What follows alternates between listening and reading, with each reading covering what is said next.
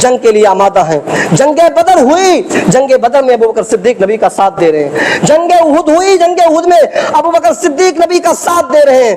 جنگ خندق ہوئی, خندق کھود رہے ہیں صحابہ, ابوبکر صدیق پیٹ پر پتھر باندھے ہوئے نبی کا ساتھ دے رہے ہیں. جنگ بدر میں اللہ کے نبی ہاتھ اٹھا کر کے دعا کرتے ہیں اللہ سے, اے اللہ اگر یہ 313 کی جماعت, یہ مٹھی بھر کی جماعت اگر ماری گئی, ہلاک ہو گئی, تو پھر قیامت تک اس روئے زمین پر تیرا نام لینے والا کوئی نہ ہوگا. جب اللہ کے نبی اللہ سے دعا کر رہے تھے تو ابوبکر صدیق پیچھے سے آپ کو پکڑ کر کے دلاسا دلا رہے تھے, آپ کو تسلی دلا رہے تھے. اتنی محبت کرتے تھے ابوبکر صدیق اللہ کے نبی سے, اتنی محبت.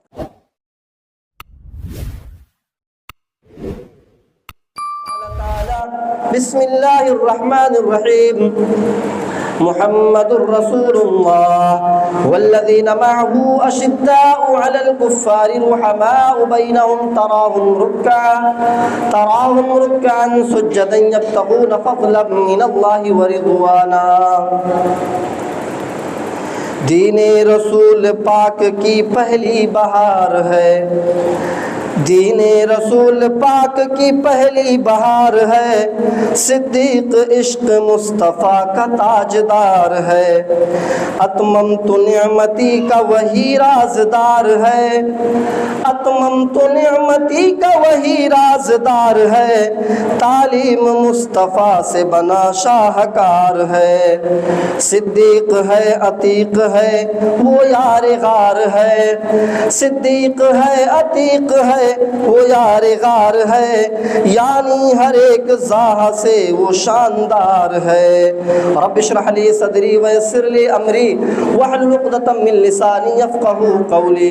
سبحانک لا علم لنا الا ما علمتنا انک انت العلیم الحکیم. حمد و ثنا, تعریف و توصیف, کبریائی و بڑائی اس اللہ رب العزت کے لیے لائق و سزاوار ہے جو ہم سب کا خالق, مالک, رازق, مربی اور پالنہار ہے. ہمیں اپنی زندگی کا اکثر و بیشتر حصہ اسی کی عبادت میں, اسی کی ریاضت میں گزارنی چاہیے. بعدہ درود و سلام نازل ہوں اللہ رب العالمین کے ان تمام نبیوں پر, خصوصاً ہمارے آخری نبی جناب محمد الرسول اللہ صلی اللہ علیہ وسلم پر. اللہم صلی وسلم مبارک علیہ. حضرات, یہ محرم کا مہینہ چل رہا ہے. بھی محرم کی آج 15 تاریخ ہے, اور محرم کا مہینہ یہ وہ مہینہ ہے جس مہینے میں ہمارے بڑے بڑے صحابہ, جن کے ذریعے سے دین ہم تک پہنچا, جن کی زندگی سے بہت ساری عبرتیں ملتی ہیں ہمیں اور آپ کو, ان بڑے بڑے صحابہ کو باقاعدہ اسٹیج لگا کر کے ان صحابہ کو گالی دی جاتی ہے. یہ محرم کے مہینے ان صحابہ کو جن صحابہ کے بارے میں اللہ رب العالمین نے قرآن میں فرمایا رضی اللہ عنہم ورضوا عنہ, اللہ ان سے راضی ہو گیا, وہ اللہ سے راضی ہو گئے. آپ کو ایک بات بتاؤں, اللہ کی رضا یہ جنت سے بڑی نعمت ہے. اللہ ایک انسان سے راضی ہو جائے یہ جنت سے بڑی نعمت ہے. اللہ تعالیٰ جب جنتیوں کو جنت میں ڈال دے گا تو جنتیوں سے پوچھے گا, اے جنتیوں کیا تمہیں کچھ اور چاہیے, کسی اور چیز کی تمہیں تمنا ہے؟ جنتی کہیں گے اے اللہ تو نے جنت جیسی ہمیں نعمت دے دی ہے, اب ہمیں اور کیا چاہیے؟ تو اللہ تعالیٰ کہے گا میں اپنی رضا تم کو دے رہا ہوں, میں آج سے تم سے راضی ہو رہا ہوں اور آج کے بعد میں تم سے کبھی ناراض نہیں ہوں گا. پتہ چلا اللہ کی رضا یہ جنت سے بڑی نعمت ہے. اور اللہ تبارک و تعالیٰ نے دنیا میں ایسے صحابہ کو کہا رضی اللہ عنہم ورضوا عنہ, اللہ ان سے راضی ہو گیا, وہ اللہ سے راضی ہو گئے. ایسے صحابہ کو برسر اسٹیج گالی دی جاتی ہے, اسٹیج پر گالی دی جاتی ہے. میں نے خطبہ مسنونہ کے بعد قرآن کریم کی جو آیت کریمہ آپ کے سامنے پڑھی ہے اس میں صحابہ کی زندگیوں کے بارے میں تذکرہ ہے. وہ آیت میں پھر سے پڑھتا ہوں, اس کے ترجمے پر آپ غور کریے. اللہ فرماتا ہے محمد الرسول اللہ, محمد صلی اللہ علیہ وسلم اللہ کے رسول ہیں. محمد الرسول اللہ محمد صلی اللہ علیہ وسلم اللہ کے رسول ہیں، والذین معہ، اور آپ کے جو ساتھی ہیں، آپ کے جو دوست ہیں، آپ کے جو صحابہ ہیں، اشداء علی الکفار، یہ کفار کے لیے، یہ کافروں کے لیے بڑے سخت ہیں، رحماء بینہم، اور آپس میں رحم دل ہیں، آپس میں نرم دل ہیں، تراہم رکعا سجدا یبتغون فضلا، آپ جب بھی انہیں دیکھیں گے، آپ جب بھی ان کو دیکھیں گے تو وہ ہمیشہ اللہ کے وہ رکوع اور ان کو سجدے کی حالت میں آپ انہیں پائیں گے، فضلا من اللہ ورضوانا، اور وہ ہمیشہ اللہ کا فضل تلاش کرتے ہیں، وہ ہمیشہ اللہ کا فضل طلب کرتے ہیں۔ یہ میرے نبی کے صحابہ ہیں جو کافروں پر سخت ہیں اور آپس میں رحم دل ہیں۔ علامہ اقبال نے کہا، ہو حلقے یاراں تو بریشم کی طرح نرم، ہو حلقے یاراں تو بریشم کی طرح نرم، رزم حق و باطل ہو تو فولاد ہے مومن۔ وہ میرے نبی کے صحابہ جب آپس میں ملتے ہیں، آپس میں ان کا تعلق جب میل جول ہوتا ہے، بات چیت ہوتی ہے، تو بالکل وہ ریشم کی طرح نرم لہجے میں بات کرتے، ان کی تعلق بڑا نرم لہجے میں ہوتا ہے۔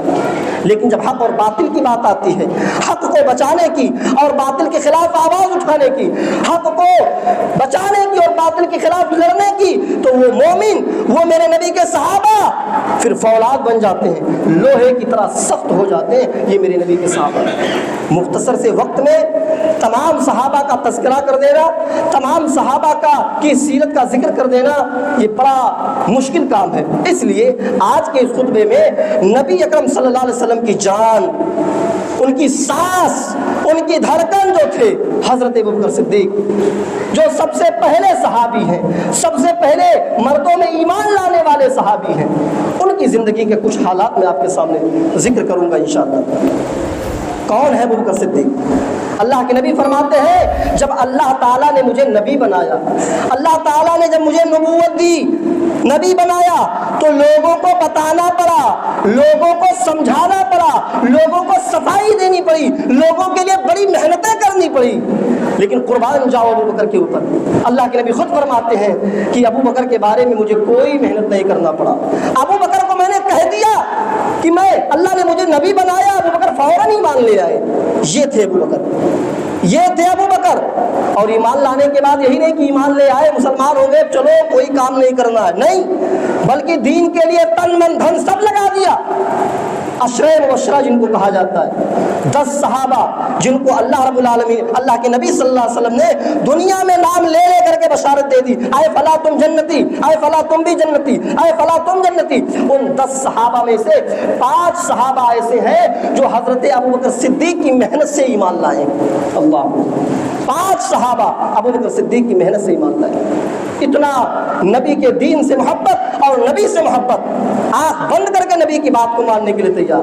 اللہ تعالیٰ نے جب پیارے نبی صلی اللہ علیہ وسلم کو معراج کرایا اور معراج سے واپس آئے، قریش کے لوگوں کو پتہ چلا، کافروں کو پتہ چلا کہ محمد صاحب کہہ رہے ہیں کہ میں آج کی رات میں مکہ سے بیت المقدس گیا، اور بیت المقدس سے پہلے آسمان پر، اور پہلے سے دوسرے آسمان پر، دوسرے سے تیسرے، تیسرے سے چوتھے، چوتھے سے پانچویں، پانچویں سے چھٹے، اور چھٹے سے ساتویں آسمان پر گیا، جنت کو دیکھا، جہنم کو دیکھا، اللہ رب العالمین سے گفتگو ہوئی، اور رات میں واپس بھی چلا آیا۔ جب کافروں کو پتہ چلا تو کافر نبی کا مذاق اڑانے لگے، کافر نبی کے سامنے تالیاں لگانے لگے، ان کا مذاق اڑانے لگے کہ بھلا کوئی ایک رات میں بیت المقدس اور بیت المقدس سے 7ویں آسمان پر جا کر کے واپس کیسے آ سکتا ہے۔ کافروں نے جب سنا تو مذاق اڑایا۔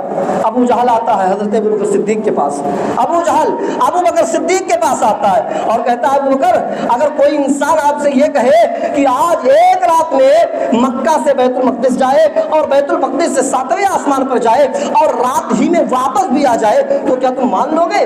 ابوبکر صدیق نے کہا نہیں، کوئی ایک رات میں بیت المقدس کہاں، 7واں آسمان کا ایک رات میں کوئی کیسے جا سکتا ہے؟ تو ابو جہل نے کہا، تمہارے نبی، سیل ختم ہو گیا۔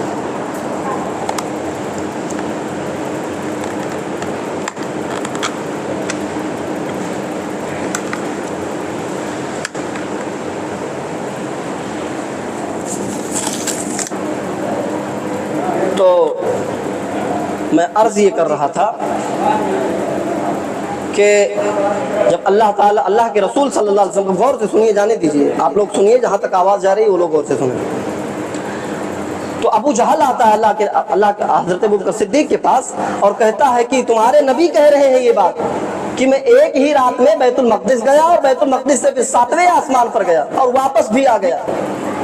تو حضرت ابوبکر صدیق نے کہا اگر میرے نبی کہہ رہے ہیں، اگر کوئی اور کہہ رہا ہے تو میں ماننے کے لیے تیار نہیں ہوں، لیکن اگر میرے نبی کہہ رہے ہیں تو میں مانتا ہوں۔ یعنی اتنا بھروسہ تھا حضرت ابوبکر صدیق کو اپنے نبی کے اوپر کہ اگر نبی کہہ رہے ہیں کہ میں ایک رات میں بیت المقدس گیا اور بیت المقدس سے 7ویں آسمان پر گیا واپس چلا آیا، تو حضرت ابوبکر صدیق فرماتے ہیں کہ میں ماننے کے لیے تیار ہوں، میں اپنے نبی پر بھروسہ رکھتا ہوں کہ میرے نبی کبھی جھوٹ نہیں بولتے۔ یہ حضرت ابوبکر صدیق اتنا بھروسہ کرتے تھے اللہ کے نبی کی باتوں پر، اسی لیے اللہ کے نبی جناب محمد رسول اللہ صلی اللہ علیہ وسلم اپنے ابو بکر اور عمر سے اتنی محبت کرتے تھے، اتنی محبت کرتے تھے کہ آپ فجر کی نماز پڑھانے کے بعد روزانہ صحابہ سے پوچھتے تھے آج تم نے کیا خواب دیکھا؟ صحابہ بتاتے تھے کہ میں نے یہ خواب دیکھا، تو اس خواب کی اللہ کے نبی تعبیر بتاتے تھے۔ ایک بار اللہ کے نبی صلی اللہ علیہ وسلم نے فجر کی نماز کے بعد لوگوں سے کہا میں نے آج رات میں خواب دیکھا ہے کہ ایک گائے بات کر رہی ہے مجھ سے، ایک گائے بات کر رہی ہے۔ لوگ تعجب میں پڑ گئے کہ بھلا گائے کیسے بات کر سکتی ہے؟ اللہ کے نبی کو بھی کچھ حیرت ہوئی کہ لوگوں کو پتہ نہیں ہے، حیرت میں پڑ گئے ہیں کہ گائے بھی بات کر سکتی ہے۔ تو اللہ کے نبی نے فرمایا میں گواہی دیتا ہوں، اور اس مسجد میں ابو بکر اور عمر موجود نہیں ہے، لیکن بھروسہ دیکھیے اللہ کے نبی کا ابو بکر اور عمر پر، کیا کہتے ہیں؟ میں گواہی دیتا ہوں، میرا ابو بکر گواہی دیتا ہے، میرا عمر گواہی دیتا ہے کہ گائے بات کر رہی تھی مجھ سے۔ گائے بات نہیں کرتی، لیکن اللہ کے نبی کو اتنا بھروسہ تھا کہ اگر میں کوئی بات کہوں گا تو ابو بکر اور عمر میری بات کو انکار نہیں کریں گے۔ اتنا بھروسہ تھا اللہ کے نبی کو اپنے ابو بکر اور عمر پر۔ یہی وجہ ہے اللہ کے نبی جناب محمد رسول اللہ صلی اللہ علیہ وسلم خانہ کعبہ کے پاس نماز پڑھ رہے ہیں، خانہ کعبہ کے پاس اللہ کے نبی نماز پڑھ رہے ہیں، عتبہ ابن ربیعہ آتا ہے، اللہ کے نبی کو پیٹنا شروع کر دیتا ہے، اللہ کے نبی کو مارنا شروع کر دیتا ہے۔ حضرت ابوبکر صدیق آتے ہیں دوڑے دوڑے، اللہ کے نبی کو بچانے کی کوشش کرتے ہیں۔ عتبہ ابن ربیعہ اللہ کے نبی کو بھی ابوبکر صدیق کو بھی مارتا ہے، اتنا مارتا ہے کہ ابوبکر صدیق کی ناک پھٹ جاتی ہے، ناک سے خون بہنے لگتا ہے، ابوبکر صدیق کے ناک سے خون بہنے لگتا ہے، بے ہوش ہو کر کے گر جاتے ہیں۔ قبیلے والے حضرت ابوبکر صدیق کو گھر لے کر کے آتے ہیں، ابوبکر بے ہوش ہے، ہوش نہیں آ رہا ہے۔ ابوبکر کے قبیلے والے کہتے ہیں اگر میرے ابوبکر کو کچھ ہوا تو میں عتبہ ابن ربیعہ کے خاندان والوں سے انتقام لوں گا، ان سے بدلہ لوں گا۔ ابوبکر کے خاندان والے کہتے ہیں کہ میرے ابوبکر کو کچھ ہوا تو عتبہ ابن ربیعہ جس نے مارا ہے اس کے خاندان والوں سے ہم انتقام لیں گے، بدلہ لیں گے۔ تھوڑی دیر کے بعد جب حضرت ابوبکر کو ہوش آتا ہے، پہلا سوال کیا، محبت دیکھیے نبی سے، ہوش آیا، اپنی فکر نہیں ہے، نبی کے بارے میں پوچھتے میرے نبی کیسے ہیں، اللہ کے نبی جناب محمد رسول اللہ صلی اللہ علیہ وسلم کیسے ہیں؟ لوگوں نے کہا وہ ٹھیک ہیں، خیریت سے ہیں، آپ کچھ کھا لیجئے۔ کہا نہیں میں کچھ نہیں کھاؤں گا، اس وقت تک کچھ نہیں کھاؤں گا جب تک کہ اپنے آنکھوں سے اپنے نبی صلی اللہ علیہ وسلم کا دیدار نہ کر لوں۔ اتنی محبت کرتے تھے اللہ کے نبی سے۔ ایک وقت آیا حضرت ابوبکر صدیق مایوس ہو کر کے مکے سے جانے لگے، مایوس ہو کر کے مکہ چھوڑ کر کے جانے لگے۔ تھوڑی دور جاتے ہیں، راستے میں ابن دغنہ نام کے آدمی سے ملاقات ہو جاتی ہے جو اپنے قبیلے کا بہت بڑا سردار تھا۔ ابن دغنہ نے جب دیکھا ابو بکر کو تو کہتا ابو بکر کہاں جا رہے ہو؟ چہرے پر بڑی مایوسی ہے، کہاں جا رہے ہو؟ حضرت ابو بکر صدیق نے کہا مکہ والوں نے مجھے نکال دیا ہے، کھل کر کے اللہ کی عبادت کرنے نہیں دے رہے، اس لیے میں جا رہا ہوں ہجرت کرنے، اور جہاں اچھی جگہ ملے گی، جہاں کھل کر کے مجھے اللہ کی عبادت کرنے کو ملے گی، میں وہیں رک جاؤں گا۔ ابن دغنہ نے کہا اے ابو بکر تم جیسے لوگوں کو مکے سے نکالا نہیں جائے گا، تم جیسے لوگوں کو، تمہارے جیسے لوگوں کو مکے سے کوئی نکال نہیں سکتا۔ کیوں؟ ابن دغنہ نے جو بات کہی وہ سنیے۔ ابن دغنہ کہتا ہے انک لتصل الرحم وتکسب المعدوم وتقری الضیف، اس لیے کیونکہ تم رشتہ داروں کے کام آتے ہو، رشتہ داریوں کو جوڑتے ہو۔ اے ابو بکر تم تو کمزوروں کو، مجبوروں کے کام آتے ہو، تم پریشان حال والوں کو کام آتے ہو، اور تم اچھائی کے راستے میں تکلیفیں اٹھاتے ہو۔ تمہیں بھلا مکے سے کیسے نکالا جا سکتا ہے؟ تمہیں کون مکے سے نکال سکتا ہے؟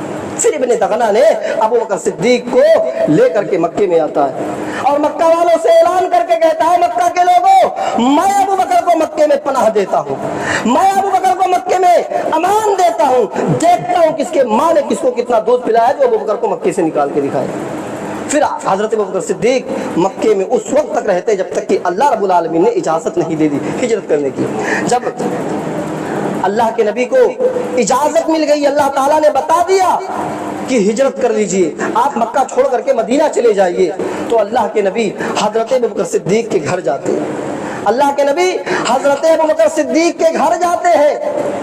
حضرت عائشہ فرماتی ہے کہ اللہ کے نبی روزانہ میرے گھر پہ آتے تھے، لیکن دوپہر کے وقت کبھی نہیں آتے تھے، لیکن آج دوپہر کے وقت اللہ کے نبی نے آئے اور میرے ابو سے کہتے، ابو بکر سے کہتے ہیں، اے ابو بکر اللہ نے ہجرت کی اجازت دے دی ہے، ہمیں ہجرت کرنا ہے، مدینہ جانا ہے۔ پہلا سوال ابو بکر نے کیا، اے اللہ کے نبی آپ کے ساتھ میں کون جائے گا؟ آپ کے صحبت میں آپ کے ساتھ میں کون جائے گا؟ اللہ کے نبی نے فرمایا، اے ابو بکر تم جاؤ گے، میرے ساتھ میں تم چلو گے مدینہ۔ حضرت ابو بکر صدیق خوش ہو جاتے ہیں، آنکھوں میں آنسو آ جاتے ہیں، رونے لگتے ہیں۔ حضرت عائشہ فرماتی ہیں کہ پہلی بار میں نے اپنے باپ کے آنکھ میں خوشی کے آنسو دیکھے۔ میرے باپ کی یہ تمنا تھی کہ میں ہجرت کروں تو نبی کے ساتھ کروں، نبی کے ساتھ میں میری ہجرت ہو۔ آج میرے ابو کی وہ تمنا پوری ہو رہی ہے۔ اللہ کے نبی کے ساتھ شانہ بشانہ ہو کر کے جا رہے ہیں، مکے سے مدینہ جا رہے ہیں۔ مکے سے مدینہ جاتے وقت ایک غار پڑتا ہے جس کو غار ثور کے نام سے جانتے ہیں، وہاں رکتے ہیں، وہاں ٹھہرتے ہیں۔ ابو بکر صدیق کا پورا گھر خدمت کے لیے لگا ہوا ہے۔ امی عائشہ اور ان کی بہن کھانا بناتی ہیں، ٹفن تیار کرتی ہیں اور اپنے بھائی کو دیتی ہیں۔ ان کا بھائی غار ثور میں کھانا لے کر کے آتا ہے۔ ابو بکر کا غلام بکری چرانے کے لیے آتا ہے، دودھ دو کر کے اللہ کے نبی کو اور ابو بکر کو پلاتا ہے۔ اس واقعے کو اللہ تعالیٰ نے قرآن میں بھی ذکر کیا اور فرمایا، الا تنصروہ فقد نصرہ اللہ، الا تنصروہ فقد نصرہ اللہ۔ لوگوں اگر تم میری نبی کی مدد نہیں کرو گے، لوگوں اگر تم میرے نبی کی مدد نہیں کرو گے تو کان کھول کر کے سن لو، اللہ اپنے نبی کی ہر دور میں مدد کرتا ہے۔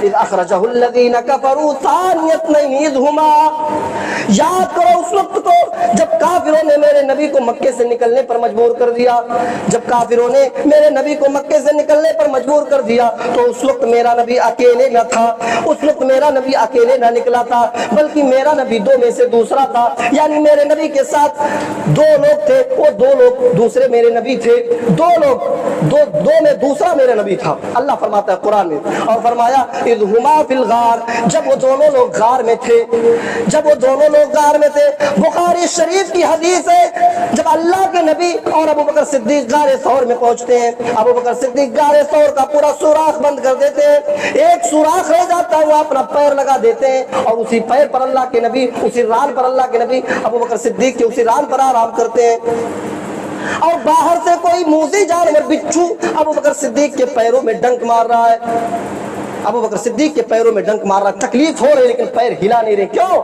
نبی سے اتنی محبت کہ پیر ہلاؤں گا تو نبی کی نیند میں ڈسٹرب ہوگا، تکلیف ہوگی، پیر ہلا نہیں رہے ہیں۔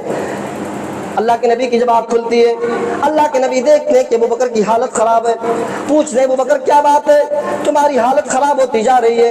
ابو بکر صدیق نے پیر نکالا اور کہا اللہ کے نبی آپ پیر پر لیٹے ہوئے تھے، اپنا سر رکھے ہوئے تھے، اسی پیر کے پنجے پہ انگوٹھے پہ کوئی جانور ڈنک مار رہا تھا، کوئی بچھو کاٹ رہا تھا۔ اللہ کے نبی نے کہا پھر بتانا چاہیے تھا۔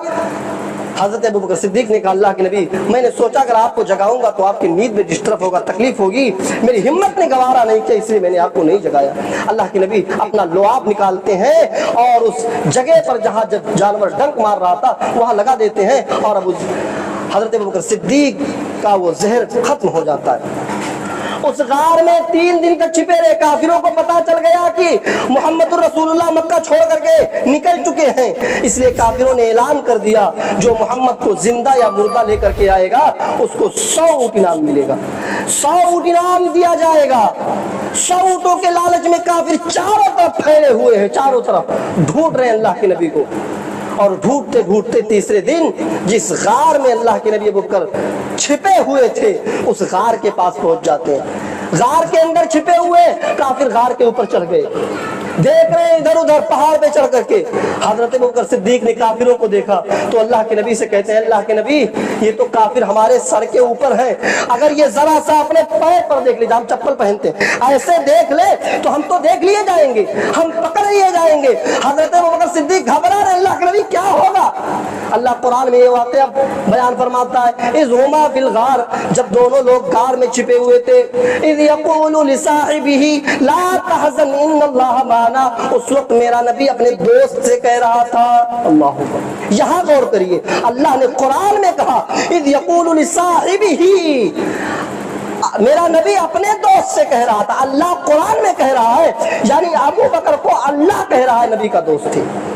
जिसको अल्लाह नबी का दोस्त कह रहा है, आज लोग स्टेजों पर उस सहाबी को गाली देते हैं, उन सहाबी को गाली देते हैं। अल्लाह कुरान में फरमा रहा है इज़ यक़ूलु लिसाहिबिही, उस वक्त मेरा नबी अपने दोस्त से कह रहा था, ला तहज़न इन्नल्लाह माना, आए अबू बकर गम ना करो, आए अबू बकर घबराओ नहीं, हम तुम दो नहीं है बल्कि हमारे साथ तीसरा हमारा रब भी है, हमारी मदद वो करेगा, तुम गम ना करो। फिर तीसरे दिन गार से निकलते हैं, हिजरत कर रहे हैं मदीने की तरफ।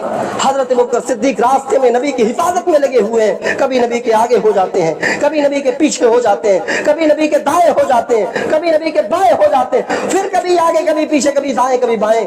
अल्लाह के नबी ने पूछा, अबू बकर क्या बात है, तुम कभी आगे आ जाते हो, कभी पीछे हो जाते हो, कभी दाएं कभी बाएं, क्या बात है। तो अबू बकर सिद्दीक कहते हैं, अल्लाह के नबी जब मुझे महसूस होता है काफिर आपके ऊपर आगे से हमला करेंगे तो मैं आपके आगे आ जाता हूँ, जब मुझे डर लगता है कि काफिर पीछे से आपके ऊपर हमला करेंगे तो मैं आपके पीछे हो जाता हूँ, जब मुझे ये महसूस होता है काफिर दाहिने तरफ से आप पर हमला करेंगे तो मैं आपके दाहिने तरफ हो जाता हूँ, और जब मुझे ये डर लगता है, ये खदशा होता है काफिर बाएं तरफ से हमला करेंगे तो मैं बाएं तरफ हो जाता हूँ। मैं नहीं चाहता हूँ कि काफिर आपके ऊपर हमला करे, मैं चाहता हूँ अगर काफिर हमला भी करे तो पहले मेरे ऊपर हमला करे, आप पर कोई आँच ना आने पाए। ये रसूल से मोहब्बत थी। अबू बकर सिद्दीक रज़ी अल्लाह ताला अन्हु मदीना पहुंचते हैं। मदीना पहुंचने के बाद मक्के के काफिर ठंडी सांस लेने नहीं दे रहे हैं, जंग के लिए आमादा हैं। जंगे बदर हुई, जंगे बदर में अबू बकर सिद्दीक नबी का साथ दे रहे हैं। जंगे उहुद हुई, जंगे उहुद में अबू बकर सिद्दीक नबी का साथ दे रहे हैं। जंगे खंदक हुई, खंदक खोद रहे हैं सहाबा, अबू बकर सिद्दीक पेट पर पत्थर बांधे हुए नबी का साथ दे रहे हैं। जंगे बदर में अल्लाह के नबी हाथ उठा करके दुआ करते हैं अल्लाह से, आए अल्लाह अगर ये 313 की जमात, ये मुट्ठी भर की जमात अगर मारी गई, हिलाक हो गई तो फिर कयामत तक इस रोए जमीन पर तेरा नाम लेने वाला कोई ना होगा। जब अल्लाह के नबी अल्लाह से दुआ कर रहे थे तो अबू बकर सिद्दीक पीछे से आपको पकड़ करके दिलासा दिला रहे थे, आपको तसल्ली दिला रहे थे। इतनी मोहब्बत करते थे अबू बकर सिद्दीक अल्लाह के नबी से, इतनी मोहब्बत करते थे। अल्लाह के नबी के इंतकाल का वक्त आ जाता है, इंतकाल हो गया अल्लाह के नबी का। सहाबा हज़रत उमर फारूक जैसे साहब अपने आप को कंट्रोल नहीं कर पा रहे, नबी की जुदाई बर्दाश्त नहीं कर पा रहे। ऐसे मौके पर अगर किसी ने सहाबा को तसल्ली दिलाया, सहाबा को कंट्रोल किया तो वो अबू बकर सिद्दीक रज़ी अल्लाह ताला अन्हु आते हैं। जब उनको खबर मिली नबी का इंतकाल हुआ, नबी के हुजरे में जाते हैं, चादर को चेहरे से हटाते हैं, नबी के पेशानी पर बोसा लेते हैं और कहते हैं, आए अल्लाह के नबी, आए अल्लाह के हबीब, अल्लाह आपको दो मौतें नहीं दे सकता, जो मौत आनी थी आपको वो आ चुकी। फिर हज़रत अबू बकर सिद्दीक मस्जिद नबवी में आते हैं, साहबा परेशान है, नबी की जुदाई बर्दाश्त नहीं हो रही है। अल्लाह हज़रत अबू बकर सिद्दीक मिंबर के बगल में खड़े होते हैं और एक तारीखी खुतबा देते हैं। तारीखी खुतबा देते और कहते हैं, मन कान मिनकुम याबुदु मुहम्मदन फइन्ना मुहम्मदन क़द मात। लोगों कान खोल करके सुन लो, तुम में से जो मोहम्मद रसूलुल्लाह सल्लल्लाहु अलैहि वसल्लम की इबादत करता था वो सुन ले कि मोहम्मद सल्लल्लाहु अलैहि वसल्लम का इंतकाल हो चुका है, उनका इंतकाल हो चुका है। फ़इन्नल्लाह याबुदुल्लाह, और तुम में से जो अल्लाह की इबादत करता था वो सुन ले, हय्युल ला यमूत, अल्लाह जिंदा है वो मरेगा नहीं। सहाबा को कंट्रोल कर रहे हैं। नबी के इंतकाल के बाद हजरत अबू बकर सिद्दीक को खलीफा बनाया गया, लोगों का अमीर बनाया गया। नबी की शरीयत को उसी तरीके से अबू बकर सिद्दीक ने जिंदा किया। पहला खुतबा है, पहला जुमा है, मिंबर पर खड़े हुए, आज अमीर है, हाकिम है लोगों के, पहला जुमा है, मिंबर पर खड़े खुतबा दे रहे हैं। और आपने उस खुतबे में फरमाया, अबू बकर सिद्दीक ने उस पहले खुतबे में फरमाया, लोगों मैं तुम्हारा अमीर हूँ, मैं तुम पर हाकिम बनाया गया हूँ, میں بہت اچھا انسان تو نہیں ہوں, میرے بہت اچھے اعمال تو نہیں ہیں, لیکن میں تمہارا حاکم ہوں, اگر مجھ سے میں کوئی اچھا کام کروں گا تو تم میری مدد کرنا, میں دین کے معاملے میں کوئی اچھا کام کروں گا تو میری مدد کرنا, اور اگر میں راستہ بھٹک جاؤں گا, کوئی غلط کام کرنے چلوں گا تو تم میرا راستہ روک دینا, مجھے سیدھا راستہ دکھانا. یہ ابو بکر صدیق کا پہلا خطبہ تھا. لوگوں کو وصیت کر رہے ہیں, لوگوں اگر میں غلط کام کروں گا تو مجھے روکنا, اچھا کام کروں گا تو میری مدد کرنا. اور پھر نبی کی شریعت کو اسی طریقے سے زندہ کیا, اسی طریقے سے زندہ کیا. اللہ کے نبی کے انتقال کے بعد ابو بکر صدیق جب خلیفہ بنائے گئے تو بہت سارے قبیلے کے لوگ زکوٰۃ دینے سے منع کرنے لگے. لوگوں نے کہا نبی کے دور میں ہم زکوٰۃ دیتے تھے, اب نبی کا انتقال ہو گیا, زکوٰۃ بھی ختم ہو گئی, زکوٰۃ نہیں دیں گے. حضرت ابو بکر صدیق نے جہاد کا, جنگ کا اعلان کیا کہ جو زکوٰۃ نہیں دے گا ہم ان کے خلاف جنگ کریں گے, فوجیوں کو بلائیں گے اور جنگ کریں گے. حضرت عمر فاروق ابو بکر سے کہتے ہیں, اے ابو بکر, مدینے کے بارڈر پر جو فوجی ہیں مدینے کی حفاظت کے لیے, ان کو بلا کر کے جنگ کرواؤ گے تو پھر مدینے کی حفاظت کون کرے گا؟ ابو بکر صدیق کہتے ہیں, عمر, تم زمانے جاہلیت میں ایمان لانے سے پہلے بڑے بہادر بنتے تھے, ایمان لانے کے بعد تمہاری بہادری کہاں چلی گئی؟ نبی کے دور میں جو زکوٰۃ دیتے تھے, اگر میرے دور میں زکوٰۃ نہیں دیں گے, زکوٰۃ چھوڑو, نبی کے دور میں بکری دیتے تھے زکوٰۃ میں, اور بکری کے ساتھ میں جو رسی پڑی ہوتی تھی وہ رسی بھی دیتے تھے. اونٹ زکوٰۃ میں دیتے تھے, اونٹ کے ساتھ جو رسی پڑی ہوتی تھی وہ رسی بھی دیتے تھے. اگر میرے دور میں کوئی بکری دیا رسی کو روک لیا, اونٹ دیا رسی کو روک لیا, تو میں اس کے خلاف جنگ کروں گا. حضرت ابوبکر صدیق تھے بڑے نرم دل, لیکن جب حق اور باطل کی بات آئی تو فولاد بن گئے. علامہ اقبال نے کہا, ہو حلقے یارا تو بریشم کی طرح نرم, ہو حلقے یارا تو بریشم کی طرح نرم, رزم حق و باطل ہو تو فولاد مومن. دین میں کوئی کمپرومائز نہیں. اگر کوئی زکوٰۃ دینے سے انکار کیا, بکری دے رہا ہے, نبی کے دور میں رسی سمیت بکری کو دیتا تھا, اور میرے خلافت میں اگر کوئی بکری دے گا, رسی کو روک لے گا, تو اس کے خلاف جنگ کروں گا. نبی کی شریعت کو اسی طریقے سے زندہ کیا. میرے بھائیو, وقت ہو چکا ہے اور مائک خراب ہے, اس لیے جنتا بھی نہیں ہے بولنے میں. آخری چیز بتاؤں, حضرت ابوبکر صدیق کے انتقال کا وقت آ جاتا ہے. 2.5 سال انہوں نے خلافت کی, 2.5 سال, اب انتقال کا وقت آ گیا. مرض الموت میں مبتلا ہے. حضرت ابوبکر صدیق کی بیٹی امی عائشہ پیارے نبی صلی اللہ علیہ وسلم کی بیوی ہیں, ابوبکر صدیق کی بیٹی ہیں, آتی ہے ابوبکر صدیق کے پاس, اپنے ابو کے پاس. پہلا سوال پوچھتے ابوبکر صدیق, اے بیٹی, یہ بتاؤ, نبی کے کفن میں, نبی کو دفنانے کے وقت جو کپڑا کفن کے طور پر دیا گیا تھا وہ کتنے کپڑے تھے؟ نبی کو کتنے کپڑے میں کفنایا گیا؟ سوچئے, پوری زندگی نبی کے ساتھ تھے. ایمان لانے سے پہلے جب نبی نہیں بنائے گئے تھے اللہ کے نبی, تب بھی ابوبکر اللہ کے نبی کے دوست تھے. ایمان لانے کے بعد مردوں میں سب سے پہلے ایمان لائے ابوبکر, اور ایمان لانے کے بعد بھی ابوبکر نبی کے ساتھ میں تھے. آج اپنی بیٹی سے مسئلہ پوچھ رہے ہیں, بیٹی بتاؤ, اللہ کے نبی کو کتنے کپڑے میں کفنایا گیا؟ اپنی بیٹیوں کو اس قابل بناؤ کہ اگر دین کے معاملے میں کچھ مسئلہ اٹک رہا ہو تو اپنی بیٹیوں سے پوچھو تو بتا, وہ بیٹیاں بتانے کے لائق ہو. اپنی بیٹیوں کو اس قابل بناؤ. ابوبکر صدیق کا یہ مسئلہ, یہ بات ہمیں نصیحت کر رہا ہے کہ ابوبکر صدیق اپنی بیٹی سے مسئلہ پوچھ رہے, بیٹی اب اللہ کے نبی کو کتنے کپڑے میں کفنایا گیا؟ امی عائشہ کہتی ہیں, ابو, اللہ کے نبی کو 3 کپڑے میں کفنایا گیا. کتنے کپڑے میں؟ 3 کپڑے میں کفنایا گیا. حضرت ابوبکر صدیق کہتے ہیں, بیٹی میرے پاس ایک چادر ہے جو داغدار ہے, یہ ایک ہی چادر میرے پاس ہے, 2 چادر اور لے لینا, اور مجھے بھی 3 چادر میں دفنا دینا, مجھے بھی 3 چادر میں کفنانا. امی عائشہ کہتی ہیں, ابو ہم تو اتنے گئے گزرے نہیں ہیں کہ آپ کو پرانے کپڑے میں کفنائیں گے. نہیں اللہ, ابو ہم آپ کے لیے نئے کفن کا انتظام کریں گے, نئے کفن میں آپ کو کفنائیں گے. ابوبکر صدیق کہتے ہیں, بیٹی نیا تو زندوں کے لیے ہوتا ہے, میں مر جاؤں گا, نیا کپڑا لے کر کے کیا کروں گا قبر میں؟ مجھے پرانے ہی کپڑے میں کفنا دینا, نئے کپڑوں کی ضرورت نہیں ہے. لہٰذا ابوبکر صدیق کا انتقال ہو جاتا ہے, انہیں 3 کپڑوں میں کفنایا گیا, اور اللہ کے نبی صلی اللہ علیہ وسلم کی قبر کے پاس ان کو دفن کیا گیا. اللہ کے نبی کے قبر کے پاس ان کو دفن کیا گیا. سوچئے, یہ پہلے انسان ہے ابوبکر صدیق جو اللہ کے نبی کی نبوت اور نبی بننے سے پہلے اللہ کے نبی کے دوست تھے, نبی ہونے کے بعد بھی دوست کے ساتھ ساتھ صحابی بھی ہیں، اللہ کے نبی کے سب سے پہلے صحابی ہیں اور انتقال کے بعد بھی اللہ کے نبی کے بغل میں دفن ہوئے۔ یہ اعجاز تھا حضرت ابوبکر صدیق کا۔ لیکن افسوس کی بات یہ ہے کہ آج ایسے مضبوط ایمان والے صحابی جنہوں نے دین کے لیے بڑی محنتیں کی، مال کی ضرورت پڑی تو مال دیا، جان کی ضرورت پڑی تو جان دیا۔ غزوہ تبوک کا واقعہ معلوم ہے، اللہ کے نبی نے اعلان کیا تھا کہ کچھ مال کی ضرورت ہے۔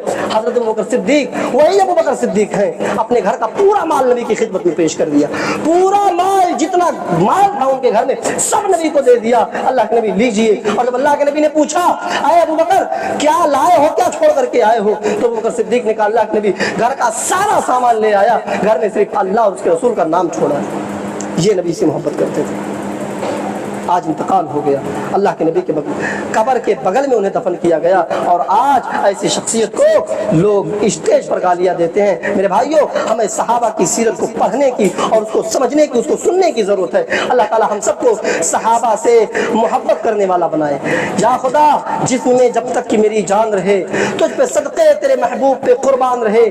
دل وہی دل ہے جو کہ جس دل میں ہو الفت تیری، روح وہ روح ہے جس میں تیرا ارمان رہے۔ کچھ رہے یا نہ رہے، پر یہ دعا ہے کہ امیر نزا کے وقت سلامت میرا ایمان رہے۔ اقول قولی ھذا استغفر اللہ لی ولکم ولسائر المسلمین فاستغفروہ انہ هو الغفور الرحیم۔